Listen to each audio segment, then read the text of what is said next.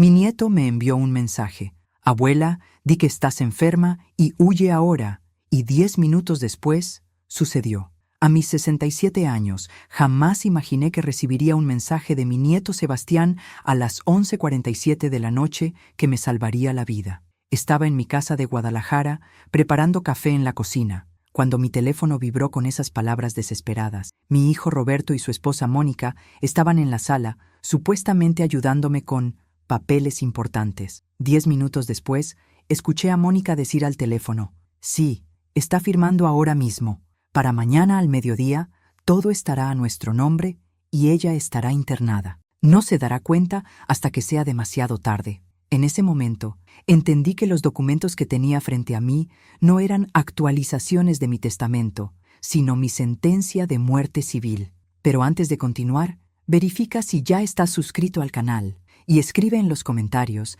desde dónde estás viendo este video. Nos encanta saber hasta dónde llegan nuestras historias. Mi nombre es Elena Morales y durante 45 años cosí vestidos de novia en mi taller del centro de Guadalajara. Construí un patrimonio de 2.400.000 pesos, mi casa de 3 pisos en la colonia americana, mis ahorros de toda una vida y mi negocio que sigue funcionando. Soy viuda hace 12 años, desde que perdí a mi amado Javier en un accidente. Tengo 2 hijos, Roberto, de 42 años, y Mariana, de 38. Pero esta historia es sobre cómo Roberto y su esposa Mónica intentaron robarme todo, declararme demente e internarme en un asilo psiquiátrico para quedarse con mi vida entera. Y es sobre cómo mi nieto de 19 años, estudiante de Derecho, descubrió el plan y me salvó justo a tiempo. Déjenme llevarlos 12 años atrás, cuando mi esposo Javier murió en un accidente de tránsito camino a Tonalá. Fue devastador. Llevábamos 33 años casados y de repente me encontré sola en esta casa grande,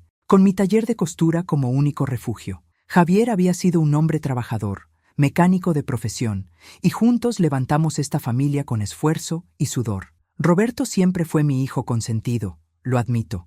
Era el mayor, el responsable, el que estudiaba administración de empresas y prometía un futuro brillante. Mariana, mi hija menor, se casó joven y se mudó a Tijuana con su esposo, un ingeniero bueno y trabajador. La veo poco, quizás 2 veces al año, pero nos hablamos seguido.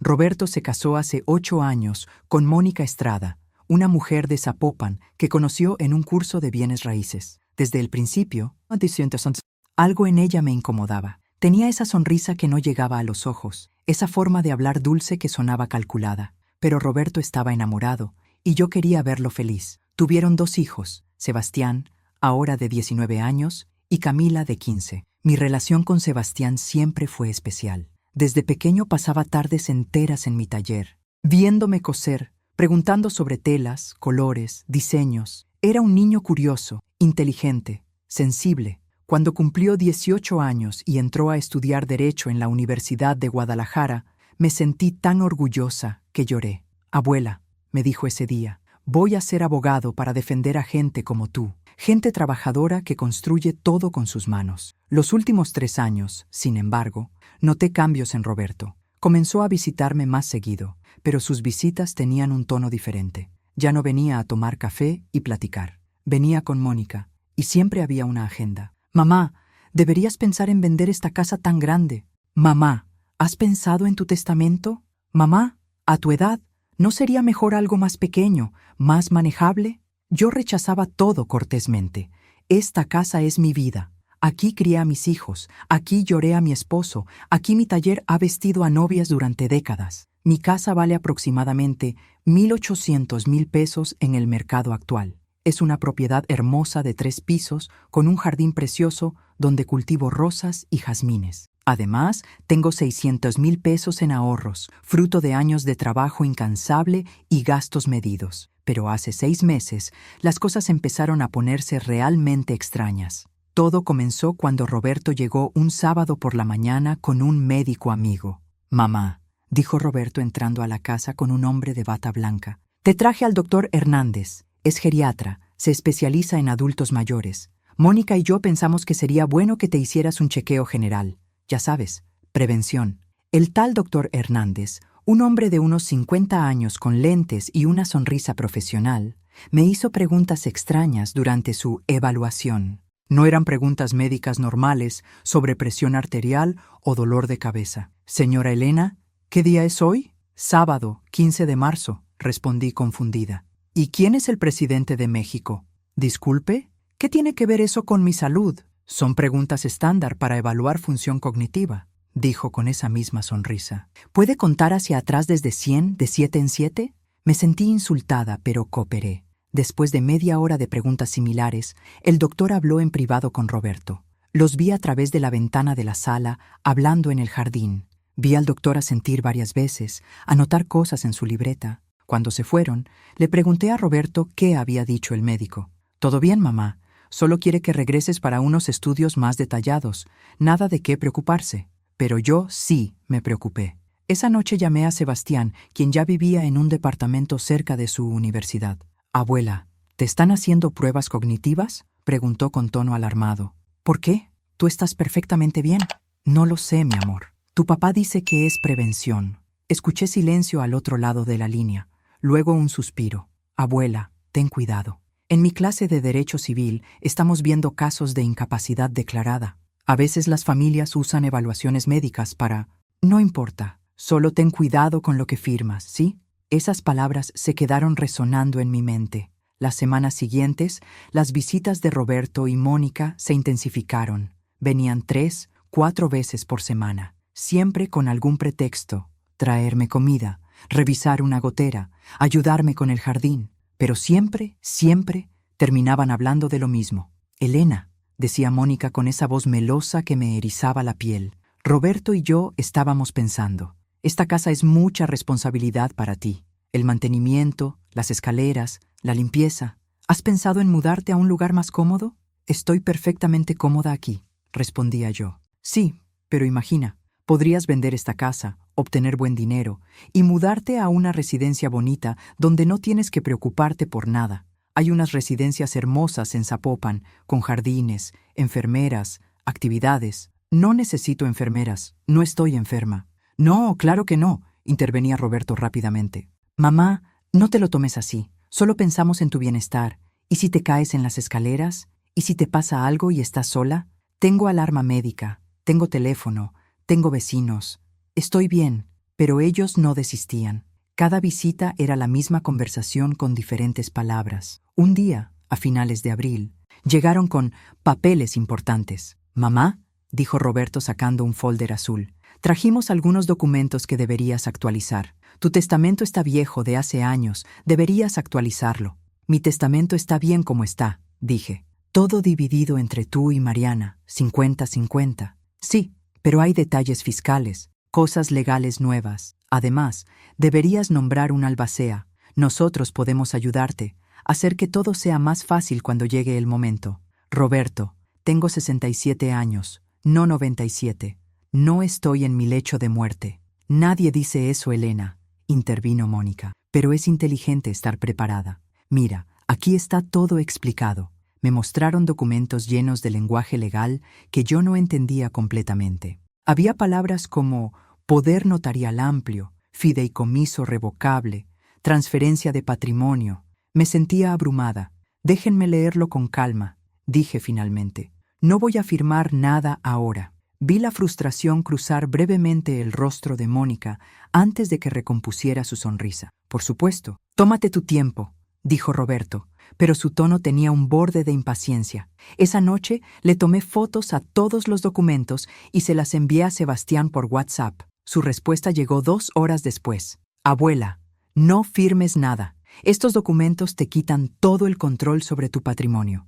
Mañana voy a tu casa». Sebastián llegó al día siguiente en la tarde, después de sus clases. Traía una mochila llena de libros de derecho y una expresión seria que rara vez le había visto. «Abuela, siéntate», dijo, desplegando los documentos en la mesa del comedor. «Necesito explicarte lo que estos papeles realmente significan». Durante 2 horas mi nieto me explicó, artículo por artículo, lo que Roberto y Mónica querían que yo firmara. «Este documento», dijo señalando el primero, «es un poder notarial amplísimo. Si lo firmas, papá tendría control total sobre todas tus propiedades, cuentas bancarias, decisiones médicas, todo. Tú ya no podrías hacer nada sin su autorización. ¿Pero dice que es revocable?, pregunté, confundida. Sí, en teoría, pero mira esta cláusula aquí abajo, en letra pequeña.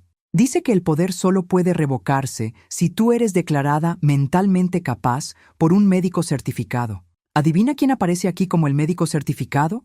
El doctor Hernández, ese que te visitó. Sentí un frío recorrerme la espalda. Este otro documento, continuó Sebastián, es todavía peor. Es una transferencia de propiedad en vida de tu casa. Básicamente, estarías regalando tu casa ahora mismo a papá, con la condición de que tú puedes residir aquí mientras vivas. Pero él sería el dueño legal. ¿Qué? Me levanté de la silla. No, entonces, ¿me están quitando mi casa? Y este último, dijo Sebastián con la mandíbula apretada, es tu nuevo testamento. Nombra a papá como único heredero universal. Mariana no recibe nada. Y mira aquí, incluye una cláusula que dice que tú reconoces estar en pleno uso de tus facultades mentales al momento de firmar, lo cual es sospechosamente específico. No entiendo. ¿Por qué querrían que diga eso? Porque si después intentas reclamar que te engañaron o manipularon, este documento prueba que estabas bien cuando firmaste. Es una trampa legal perfecta, abuela. Me senté de nuevo. Las piernas me temblaban. Mi propio hijo. Mi Roberto. El niño al que amamanté. Al que cuidé cuando tuvo neumonía a los 5 años. Al que pagué la universidad trabajando turnos dobles en mi taller. Hay más, dijo Sebastián en voz baja.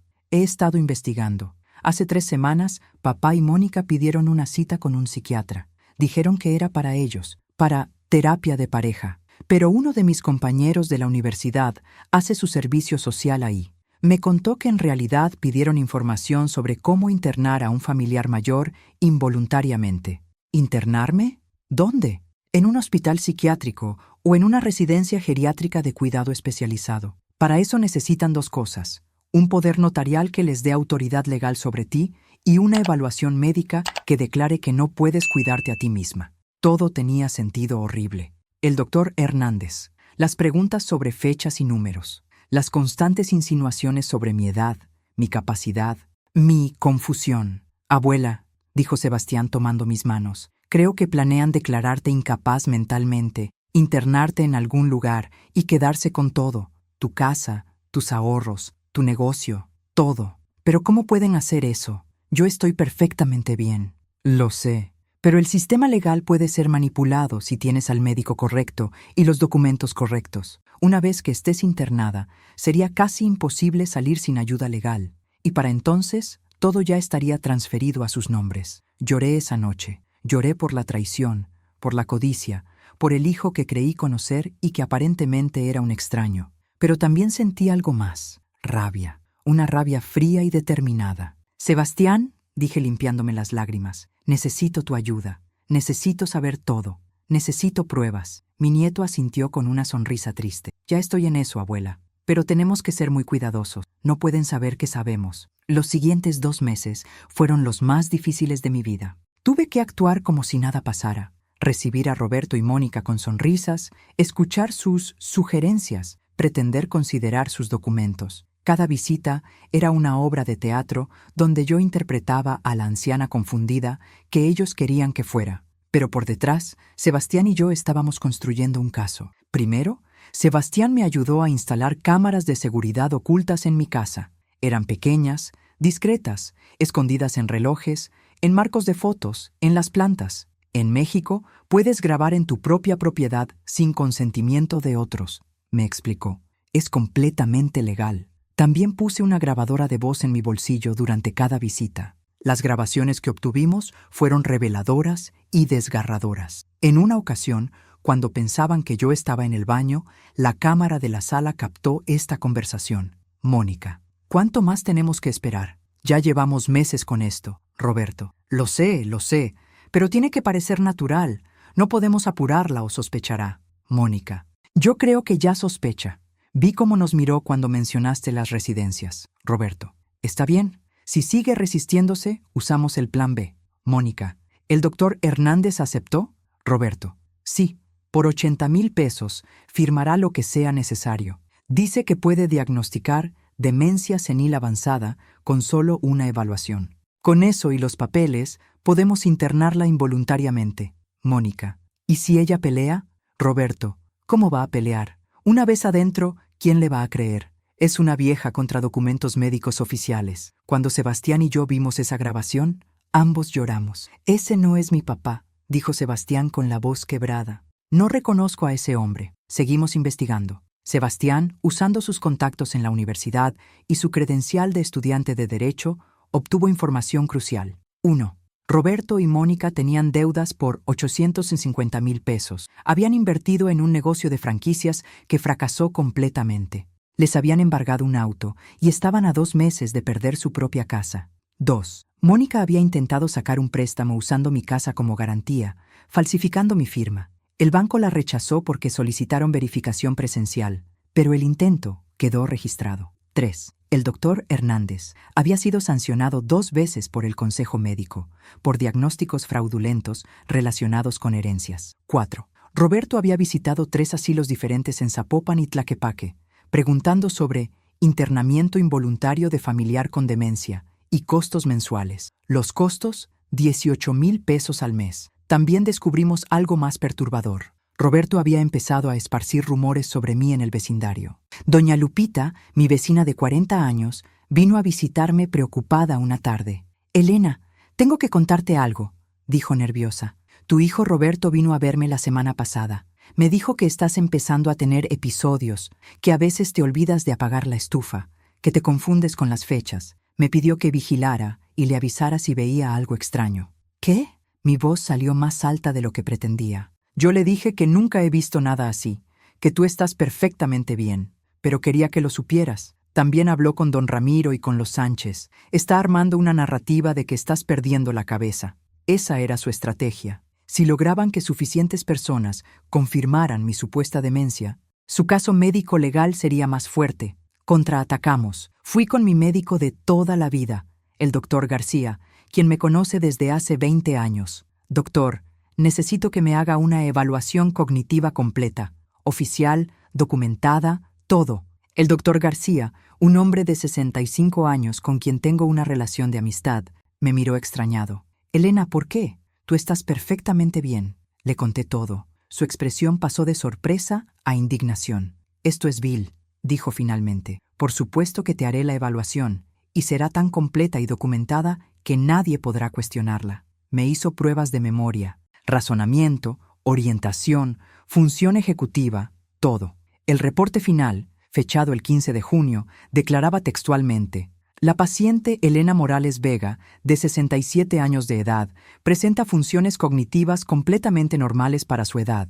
No se observa deterioro cognitivo alguno. Se encuentra en pleno uso de sus facultades mentales y es completamente capaz de tomar decisiones sobre su persona y patrimonio». Armamos un expediente completo con las grabaciones de audio y video, el reporte médico del doctor García, evidencia de las deudas de Roberto y Mónica, registros de sus visitas a asilos, el intento de fraude bancario, testimonios de vecinos sobre la campaña de desprestigio. Sebastián consultó con uno de sus profesores, el Lic. Fernando Guzmán, un abogado especializado en derecho familiar con 30 años de experiencia. «Este es uno de los casos más claros de abuso de adultos mayores que he visto», dijo el Lic. Guzmán, después de revisar todo. «Y tienen evidencia sólida. Podemos proceder legalmente, pero también pueden intentar la vía penal si lo desean». «¿Penal?», pregunté. «Fraude, intento de despojo, falsificación de documentos. Esto podría llevar a cárcel». La idea de mandar a mi hijo a la cárcel me revolvía el estómago, pero Sebastián fue claro. «Abuela, esto no es solo contra ti, es un crimen. Si les dejas salirse con la suya, ¿qué les impide hacérselo a otra persona?». Tenía razón, pero aún no estaba lista para el enfrentamiento final. El 8 de julio, Roberto me llamó. «Mamá, necesitamos hablar urgentemente. Mónica y yo iremos mañana en la noche, a las 8. Es importante que estés». Su tono no admitía negativa. Supe que el momento había llegado. Le avisé inmediatamente a Sebastián, quien alertó al Lic. Guzmán. Planeamos cada detalle. El 9 de julio a las 7:30 p.m., una hora antes de que llegaran Roberto y Mónica, Sebastián se escondió en mi habitación del segundo piso. Las cámaras estaban activas, mi grabadora en el bolsillo. El Lic. Guzmán esperaba afuera en su auto, listo para entrar cuando fuera necesario. A las 8:05 p.m. sonó el timbre. Roberto y Mónica entraron con sonrisas que no alcanzaban sus ojos. Roberto traía un maletín negro. Mónica traía un bolso grande. «Hola, mamá», dijo Roberto besando mi mejilla.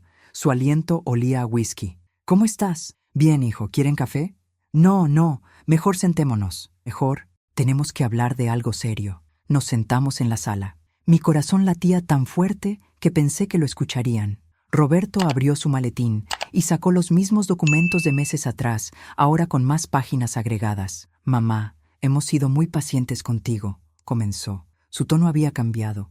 Ya no era suave. «Pero esto no puede seguir así. Necesitas firmar estos papeles esta noche». «Roberto, ya te dije que...» «No», me interrumpió Mónica bruscamente. «Ya no hay más. Déjame pensarlo. Estás poniendo en riesgo tu futuro y el nuestro. Eres vieja, Elena. Necesitas ayuda que no quieres admitir». «No estoy vieja ni necesito ayuda», dije, manteniendo la calma con esfuerzo. «¿Ah, no?»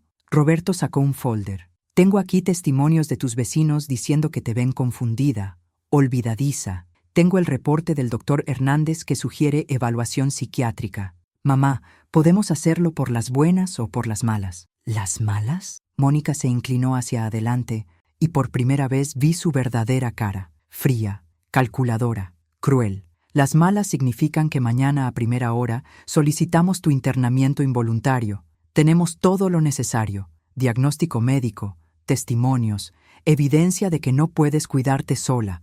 Un juez puede ordenar tu internamiento en 48 horas. Eso es ilegal», dije, aunque mi voz temblaba. «¿Ilegal?» Roberto rió sin humor. «Mamá, es por tu propio bien. Mira esta casa. Está descuidada. Tú estás descuidada. Ya no puedes vivir sola. Mi casa está perfecta. Tú estás en negación», dijo Mónica. «Típico de personas con deterioro cognitivo inicial. Por eso necesitas que alguien tome decisiones por ti. Y ese alguien serían ustedes». «Exacto», dijo Roberto como si fuera lo más obvio del mundo. «Somos tu familia. Queremos lo mejor para ti. ¿Lo mejor para mí o lo mejor para ustedes?» El ambiente se tensó. Roberto y Mónica intercambiaron una mirada. «¿Qué insinúas?», preguntó Roberto. Fue en ese momento que mi teléfono, estratégicamente colocado en la mesa, vibró con el mensaje de Sebastián. «Abuela, di que estás enferma y huye ahora». Mi corazón dio un vuelco. Algo había salido mal. Sebastián no se suponía que me enviara eso todavía.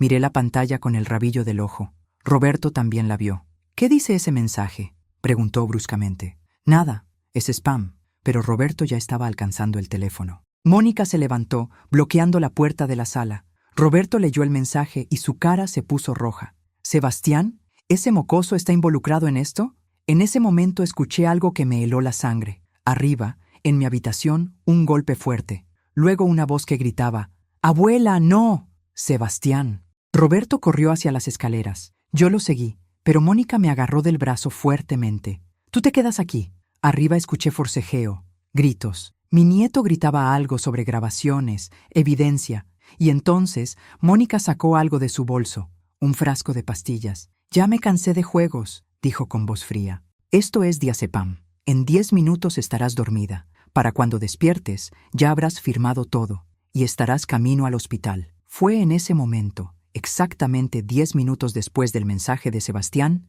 que pasó. La puerta principal se abrió de golpe. El lic. Guzmán entró con 2 policías. «¿Policía?». Mónica dejó caer el frasco. «¿Qué hace la policía aquí?». «Señora Mónica Estrada», dijo uno de los oficiales, «está bajo arresto por intento de privación ilegal de la libertad, intento de fraude y conspiración para cometer despojo. Tiene derecho a permanecer callada». Todo pasó muy rápido después de eso. Roberto bajó las escaleras arrastrando a Sebastián del brazo, pero se congeló al ver a los policías. Sebastián se soltó y corrió hacia mí. «¿Estás bien, abuela?». «Sí, mi amor». «¿Qué pasó arriba?». Me descubrió. «Estaba grabándolos desde tu cuarto, pero hice ruido». Él subió y me agarró el teléfono. Vio todas nuestras grabaciones. «Por eso te envié el mensaje de emergencia». El segundo policía ya estaba esposando a Roberto. «¡Esto es ridículo!», gritaba Roberto. «Es mi madre. Tengo derecho a cuidarla». «No tiene derecho a drogarla, falsificar su firma o robarle su patrimonio», dijo el lic.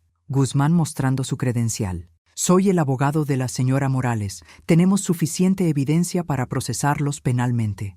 «Ella está demente. Necesita ayuda». La señora Morales tiene un reporte médico reciente de su doctor certificado que confirma que está en pleno uso de sus facultades. Su doctor, el doctor Hernández, también será investigado por diagnósticos fraudulentos. Vi a mi hijo siendo sacado de mi casa en Esposas. Vi a Mónica gritando que esto era un error, que yo los había manipulado. Vi a Sebastián abrazarme, temblando, y sentí, por primera vez en meses, que podía respirar. Los días siguientes fueron un torbellino de declaraciones, abogados y papeleo interminable. Roberto y Mónica fueron liberados bajo fianza de 200,000 pesos cada uno, pagada por los padres de Mónica. Se les prohibió acercarse a mí o a mi propiedad. Sebastián obtuvo una orden de restricción temporal a mi favor. Las acusaciones formales incluían intento de fraude patrimonial, hasta 8 años de prisión; conspiración para privación ilegal de la libertad, hasta 5 años; falsificación de documentos, hasta 6 años; intento de administración fraudulenta de patrimonio ajeno, hasta 4 años.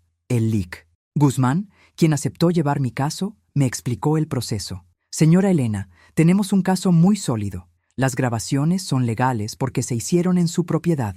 El intento de drogarla con diazepam sin prescripción médica es gravísimo. El complot para internarla falsamente es despojo de libertad. Y el doctor Hernández ya está siendo investigado por la Fiscalía Médica. ¿Cuánto tiempo tomará todo esto?, pregunté. El proceso penal puede tomar entre 8 y 18 meses, pero hay algo más. Podemos también proceder civilmente, demandarlos por daños, por difamación, por los gastos legales que ha tenido que hacer. Y podemos desheredarlos completamente de forma legal e irrevocable. Esa última parte me dolió. Desheredar a mi hijo. Pero Sebastián fue claro. Abuela, él ya te desheredó a ti. Te quitó su amor, su respeto, su lealtad. Solo quería tu dinero. ¿Por qué debería recibir algo después de todo esto? Tenía razón. Una semana después de los arrestos llegó una carta certificada. Era de Roberto. Una sola página escrita a mano. Mamá, todo esto es un malentendido. Solo queríamos ayudarte. Sebastián te está manipulando, llenándote la cabeza de mentiras. Por favor, retira los cargos. Soy tu hijo. Siempre te he querido.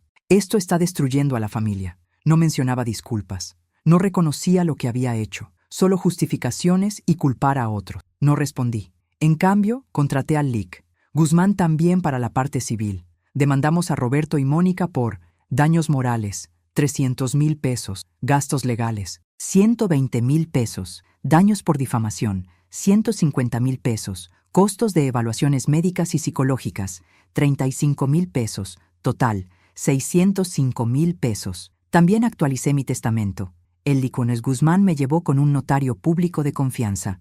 El nuevo testamento establecía: yo, Elena Morales Vega, en pleno uso de mis facultades mentales, certificado por evaluación médica adjunta, establezco lo siguiente. A mi nieto Sebastián Morales Estrada, 40% de mis bienes, incluyendo esta casa. A mi hija Mariana Morales de Ruiz, 40% de mis bienes. A mi nieta Camila Morales Estrada, 15% de mis bienes, en fideicomiso hasta cumplir 25 años. El 5% restante será donado a la Casa del Abuelo, Organización de Protección de Adultos Mayores. A mi hijo Roberto Morales Vega no le heredo nada por las siguientes razones, debidamente documentadas. Intentó despojarme de mi patrimonio, conspiró para internarme ilegalmente, difamó mi reputación y rompió todos los vínculos de confianza familiar. Esta decisión la tomo con plena conciencia y convicción. Firmar ese documento fue liberador y devastador al mismo tiempo. Durante la investigación policial,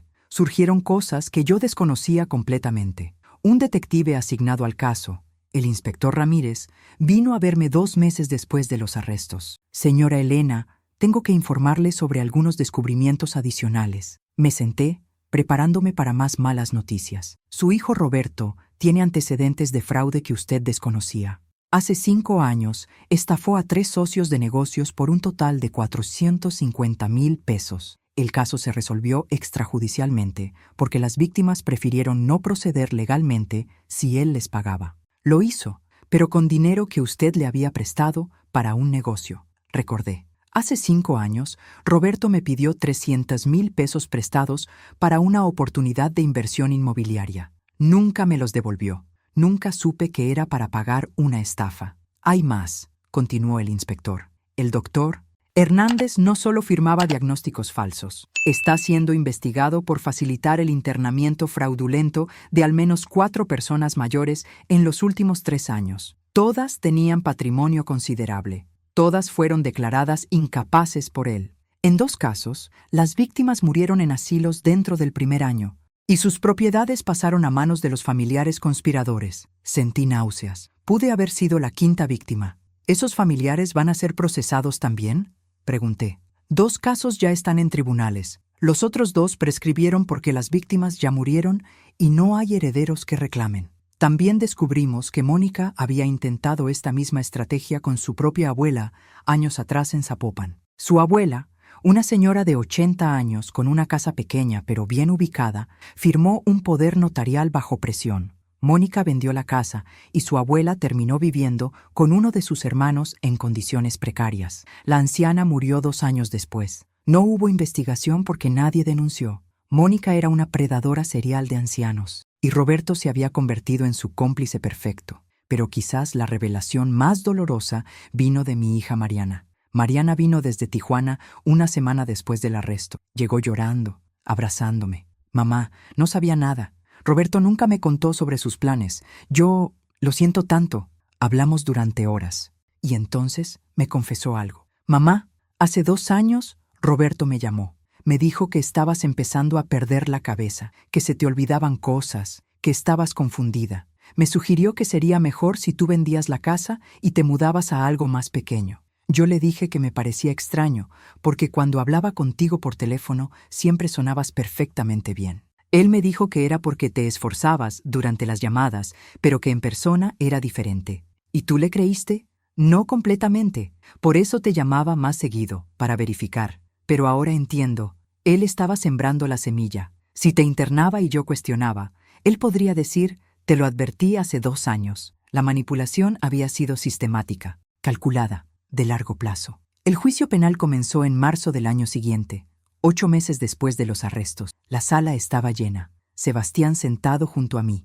Mariana del otro lado. El LIC. Guzmán frente a nosotros con su equipo. Al otro lado, Roberto y Mónica con sus abogados defensores. No había visto a mi hijo en persona desde aquella noche. Se veía demacrado, con ojeras, más delgado. Mónica mantenía una expresión dura, desafiante. El fiscal, el LIC, Jorge Mendoza, presentó el caso de manera demoledora. Primero, las grabaciones. El juez y el jurado escucharon las conversaciones donde Roberto y Mónica planeaban todo. Escucharon a Mónica decir, sería más fácil si simplemente te murieras. Escucharon a Roberto discutir cuánto pagarle al doctor Hernández por un diagnóstico falso. Vi a Roberto hundirse en su silla. Vi a Mónica apretar la mandíbula. Luego, el testimonio del doctor García, quien explicó profesionalmente que yo estaba en perfecto estado mental. Presentó los resultados de mis evaluaciones cognitivas. 98% en memoria, 100% en orientación, 95% en función ejecutiva. La señora Morales tiene la cognición de una persona de 50 años, declaró. No hay absolutamente ningún signo de demencia o deterioro mental. Después testificó el inspector Ramírez, detallando la investigación, las pruebas encontradas, los antecedentes del doctor Hernández. Luego fui yo. Me senté en el estrado, con las manos temblando ligeramente. El fiscal me hizo preguntas sobre mi vida, mi trabajo, mi relación con Roberto. Conté todo con voz firme. ¿Qué sintió cuando descubrió el plan de su hijo?, preguntó el fiscal. Sentí que me moría, respondí honestamente. Es una muerte diferente cuando te traiciona un hijo, porque no solo te están quitando tus cosas, te están quitando tu historia, tu dignidad, tu derecho a existir en tus propios términos. Hubo silencio en la sala. El abogado defensor de Roberto, un hombre joven y agresivo, intentó desacreditarme en el contrainterrogatorio. Señora Morales, ¿no es cierto que usted misma admitió sentirse cansada y abrumada con el mantenimiento de su casa? Todos nos sentimos cansados a veces. Eso no significa que queramos que nos roben. ¿No es cierto que su hijo solo quería protegerla? Si mi hijo hubiera querido protegerme, me habría preguntado qué necesitaba. No habría planeado drogarme e internarme contra mi voluntad. ¿No es conveniente que todas estas grabaciones aparecieran justo cuando su nieto, estudiante de Derecho, estaba involucrado? Las grabaciones aparecieron porque mi nieto me ayudó a defenderme. Eso se llama amor familiar real, algo que su cliente olvidó. El juicio duró 3 semanas. Testificaron 17 personas. Se presentaron 87 pruebas documentales y de audio-video. El veredicto llegó el 23 de marzo. Roberto Morales Vega, culpable de todos los cargos. Mónica Estrada de Morales, culpable de todos los cargos. Las sentencias. Roberto, 6 años de prisión, plus multa de 150,000 pesos. Mónica, 7 años de prisión plus multa de 180,000 pesos. El doctor Hernández, juzgado en un proceso separado, recibió 8 años y la revocación permanente de su licencia médica. Cuando el juez leyó las sentencias, Roberto comenzó a llorar. Se volteó hacia mí. Mamá, por favor, perdóname. No quería... Perdóname. Por primera vez en un año, lo miré directamente a los ojos. Te perdono porque mi paz mental no depende de tu arrepentimiento, dije en voz baja. Pero ya no eres mi hijo. Ese hombre murió cuando decidiste tratarme como un obstáculo en lugar de como tu madre. Me levanté y salí de la sala con la cabeza en alto. 2 meses después del juicio penal, procedió la demanda civil. Esta fue más rápida porque las sentencias penales ya establecían culpabilidad. Fue solo cuestión de cuantificar daños. El juez civil falló a mi favor en todos los puntos. Daños morales, 300,000 pesos. Gastos legales, 120,000 pesos. Daños por difamación, 150,000 pesos. Costos médicos y psicológicos, 35,000 pesos. Total, 605,000 pesos. Como Roberto y Mónica no podían pagar, se embargaron sus bienes. Su casa, que ya estaba hipotecada, se vendió en remate. El banco se quedó con la mayoría por la hipoteca,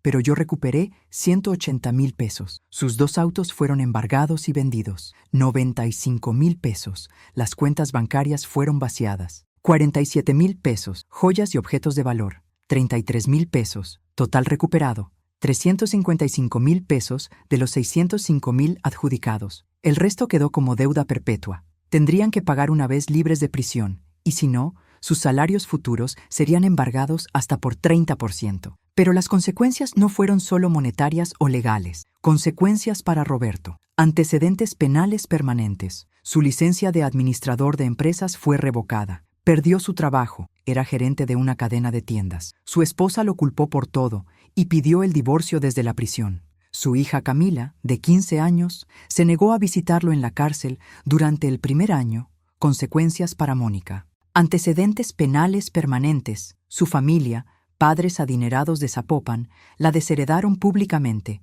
Perdió la custodia temporal de Camila, quien fue a vivir con sus abuelos maternos. Su nombre apareció en periódicos locales con el titular «Mujer intentó internar y despojar a su suegra de 67 años». Consecuencias para el doctor Hernández. 8 años de prisión.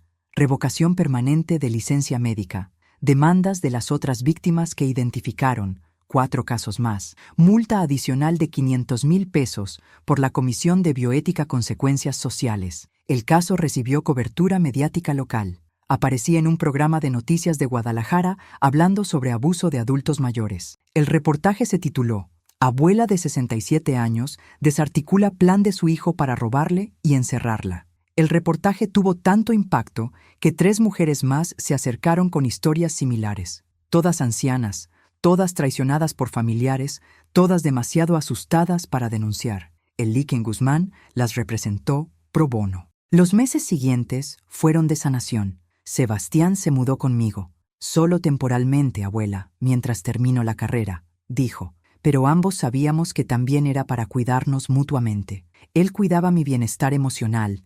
Yo le cocinaba y le planchaba las camisas como hacía cuando era niño. Su presencia llenó la casa de vida nuevamente. Sus libros de derecho en la mesa del comedor. Su música en las mañanas. Sus amigos que venían a estudiar los fines de semana. La casa que había estado tan silenciosa y tensa durante meses volvió a respirar. Mariana empezó a visitarme cada mes, a veces quedándose semanas enteras. Nuestra relación, que siempre había sido distante por la geografía, se volvió profunda. «Mamá», me dijo una noche mientras tomábamos té en el jardín, «siento no haber estado aquí, siento no haberme dado cuenta de lo que estaba pasando. Tú no tenías cómo saberlo.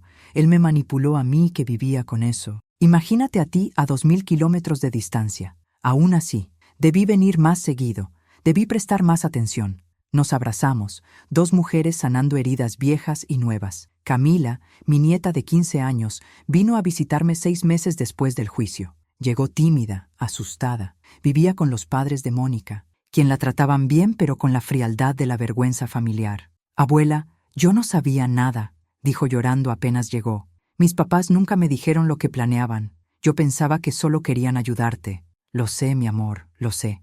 ¿Me odias? Jamás. Tú no tienes culpa de lo que hicieron tus padres. Camila empezó a visitarme cada fin de semana. Le enseñé a coser, como alguna vez le enseñé a su padre. La diferencia es que ella sí valoraba el tiempo conmigo. Mi taller de costura, que había estado cerrado durante los meses del juicio, reabrió, pero con un cambio. Decidí ya no tomar encargos comerciales constantes. En cambio, abrí un pequeño espacio de enseñanza. Taller de costura Doña Elena. Clases para todas las edades. Vinieron señoras de mi edad queriendo aprender o recordar. Vinieron madres jóvenes queriendo enseñarles a sus hijas una habilidad práctica. Vinieron incluso 2 muchachos que querían entrar a diseño de modas. El dinero que gané no era mucho, unos $8,000 o $10,000 al mes, pero no lo necesitaba. Lo que necesitaba era el propósito, la conexión, el legado. Hice algo más. Con parte del dinero recuperado de la demanda civil, doné $100,000 a la Casa del Abuelo, una organización en Guadalajara que protege a adultos mayores en situaciones de abuso. También me uní a su programa de apoyo. Una vez por semana, iba a hablar con ancianos que estaban pasando por situaciones similares a la mía. Les contaba mi historia. Les mostraba que sí se puede defender, que no están solos. Una señora de 73 años, Doña Refugio, me abrazó llorando después de escuchar mi historia. Mis hijos me están presionando para vender mi casa, dijo entre sollozos. Me dicen que soy egoísta, que necesitan el dinero más que yo. Pensé que era mi obligación darles todo. No es su obligación destruirse para construir a otros, le dije. Usted trabajó por esa casa, es suya, y nadie tiene derecho a hacerla sentir culpable por eso. La ayudé a conectarse con un abogado. 6 meses después, me envió un mensaje. Doña Elena, gracias a usted, todavía tengo mi casa y mi dignidad. Esos momentos me sanaron más que cualquier terapia. Roberto me escribió 23 cartas durante su primer año en prisión. Las primeras 5 eran justificaciones. Culpaba a Mónica, decía que ella lo había manipulado, que él solo seguía sus ideas, como si fuera un niño sin voluntad propia. No respondí ninguna. Las siguientes 10 eran súplicas. Mamá, por favor, ven a visitarme. Te extraño. Necesito verte. Los niños me necesitan. Tampoco respondí. La carta número 16, llegada en diciembre, era diferente. Mamá, he tenido mucho tiempo para pensar aquí. 8 meses encerrado te dan perspectiva que no quieres pero necesitas. No voy a justificar lo que hice. No voy a culpar a nadie más. Fui yo. Yo decidí verte como un obstáculo en lugar de como mi madre. Yo decidí que tu dinero era más importante que tu dignidad. Yo decidí traicionarte de la forma más vil posible. ¿Sabes cuándo empezó? Cuando Mónica y yo perdimos todo ese dinero en el negocio de las franquicias. Debíamos casi $1,000,000. Estábamos desesperados y en lugar de trabajar más duro, en lugar de sacrificarnos, buscamos el camino fácil. Tú. Al principio, era solo una idea. Tu mamá tiene esa casa grande, esos ahorros, podría vivir bien en un lugar más pequeño. Pero una idea se convirtió en un plan, y un plan se convirtió en una obsesión. Dejé de verte como persona y te vi como solución. Aquí dentro he conocido a hombres que robaron, que mataron, que destruyeron familias, y todos tienen una cosa en común: el momento en que dejaron de ver a sus víctimas como humanos. Yo hice eso contigo, mamá. Te deshumanicé. Y no hay perdón que pueda borrar eso. No te escribo buscando perdón. Te escribo porque necesitas saber que yo sé exactamente lo que hice y que viviré con eso el resto de mi vida. Tu hijo que ya no merece llamarse así, Roberto. Lloré al leer esa carta, no de tristeza, sino de liberación. Por primera vez, él asumía responsabilidad real. No respondí, pero la guardé. Mónica también escribió una sola carta, 3 meses después del juicio. Elena, todo esto es tu culpa. Tú le enseñaste a Roberto a ser débil, a ser blando. Tú lo manipulaste para que pensara que le debía algo. Nosotros solo queríamos lo que nos correspondía. Esa casa, ese dinero, eran básicamente nuestros ya. Solo estábamos acelerando lo inevitable. Espero que estés feliz destruyendo a tu propia familia. Espero que valga la pena morir sola en esa casa que tanto amas. Mónica, esa carta no me dolió. Me confirmó que había tomado la decisión correcta.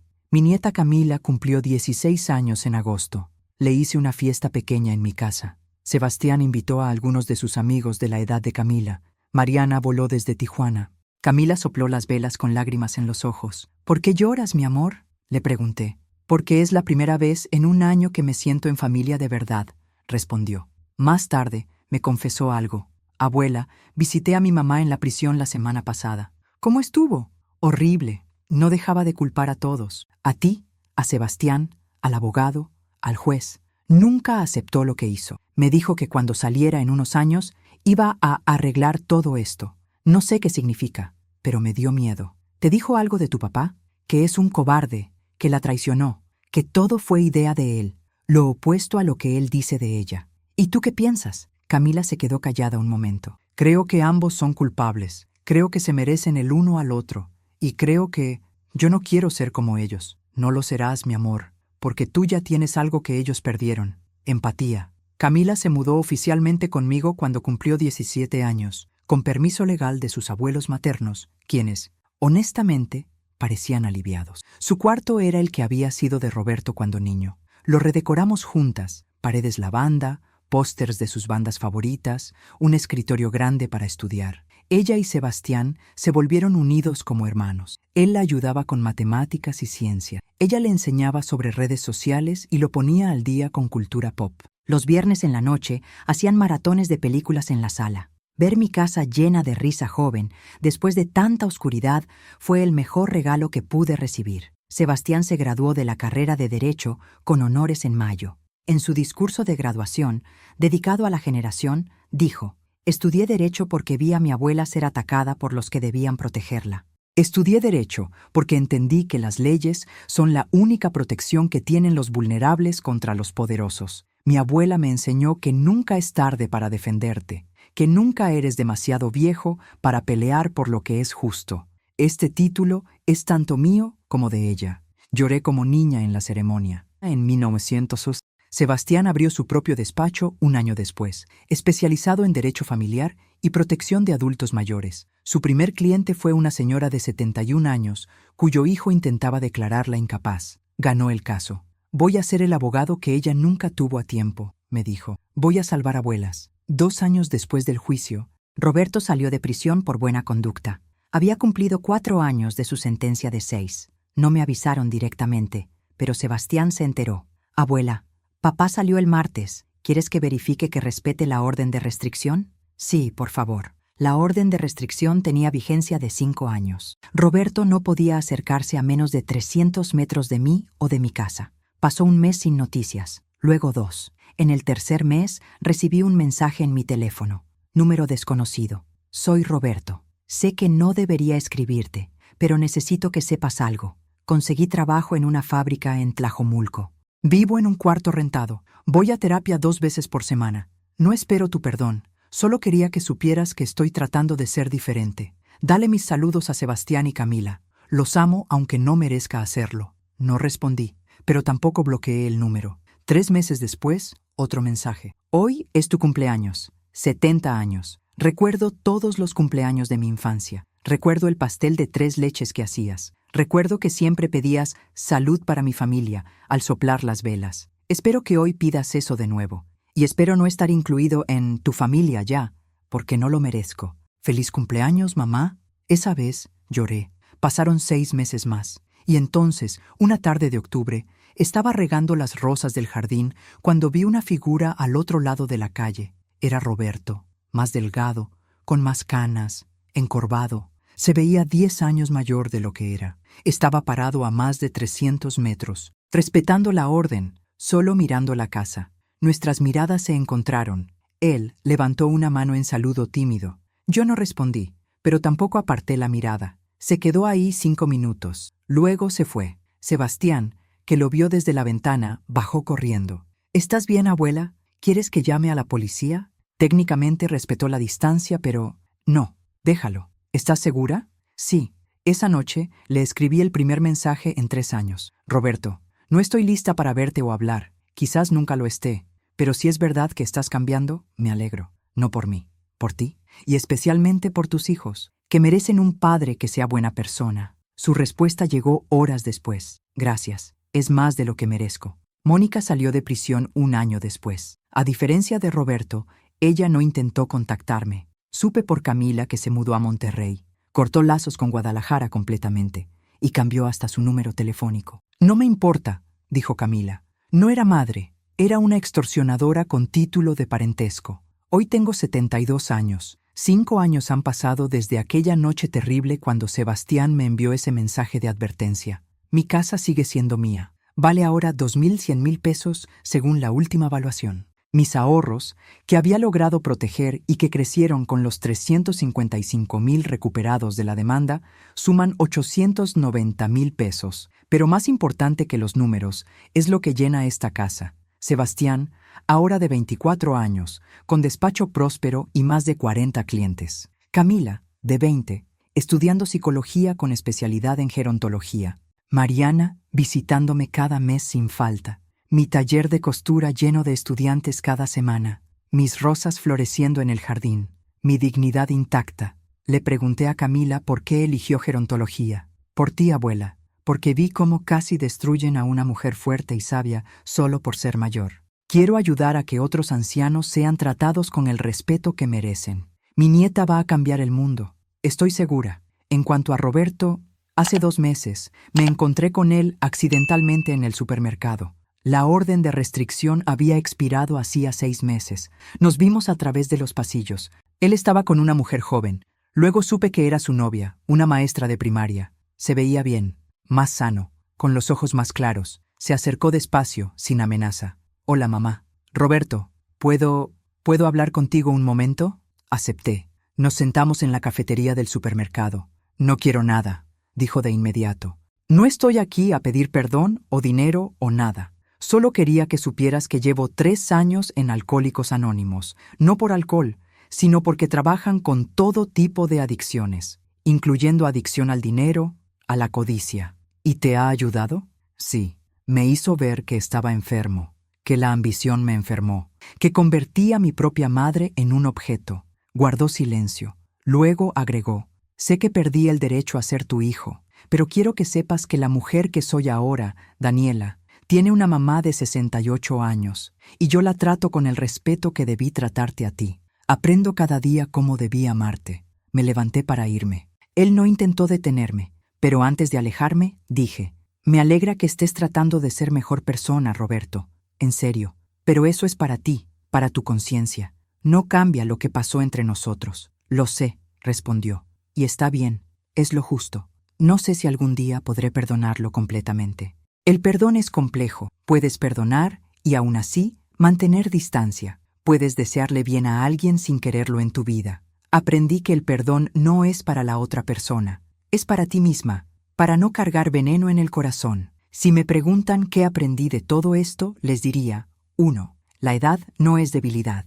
A los 67 años, enfrenté la traición más grande de mi vida y salí victoriosa. No porque fuera joven o fuerte físicamente, sino porque tenía claridad mental, determinación y el coraje de no aceptar el abuso. 2. La familia es acción, no sangre. Roberto era mi sangre, pero Sebastián fue mi familia. Los lazos verdaderos se construyen con respeto, lealtad y amor, no con ADN. 3. Nunca es tarde para defenderte. Durante meses me sentí asustada, manipulada, impotente, pero cuando decidí actuar, descubrí que tenía más poder del que creía. Siempre hay algo que puedes hacer. 4. Documentar es proteger. Sin esas grabaciones, sin esos reportes médicos, sin esa evidencia clara, mi caso habría sido difícil. La documentación salva vidas. 5.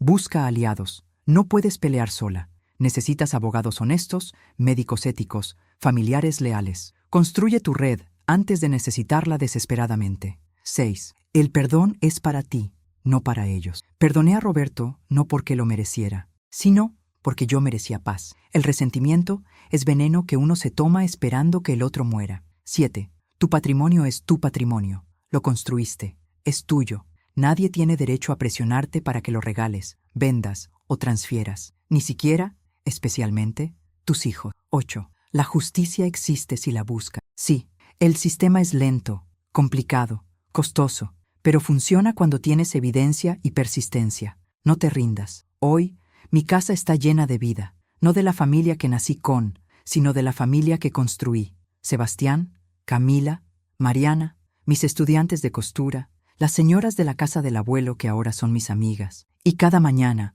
cuando riego mis rosas y el sol entra por las ventanas de esta casa que casi pierdo, pienso en aquella noche hace 5 años. Pienso en ese mensaje. Abuela, di que estás enferma y huye ahora. Y pienso en cómo, en lugar de huir, decidí quedarme y pelear. Esa decisión me salvó la vida, me salvó la dignidad, me salvó el alma. Si estás leyendo esto y estás pasando por algo similar, si alguien te está presionando, manipulando, haciendo sentir que eres una carga o que no tienes derecho a tu propia vida, quiero que sepas, tú vales. Tu vida es tuya, tu patrimonio es tuyo y nunca es tarde para defenderte. Busca ayuda, documenta todo. No firmes nada bajo presión. Habla con un abogado, habla con alguien de confianza. Y si no tienes a nadie, busca organizaciones como la Casa del Abuelo. Existen. Están ahí para ayudarte. No estás sola. Yo estuve al borde del abismo y sobreviví. Y si yo pude, tú también puedes. Con amor y fuerza, Elena Morales Vega, 72 años, costurera, sobreviviente, luchadora. Ahora, si te gustó esta historia, haz clic en este próximo video que está apareciendo en la pantalla, porque en él hay una historia de traición y giro como nunca antes has visto.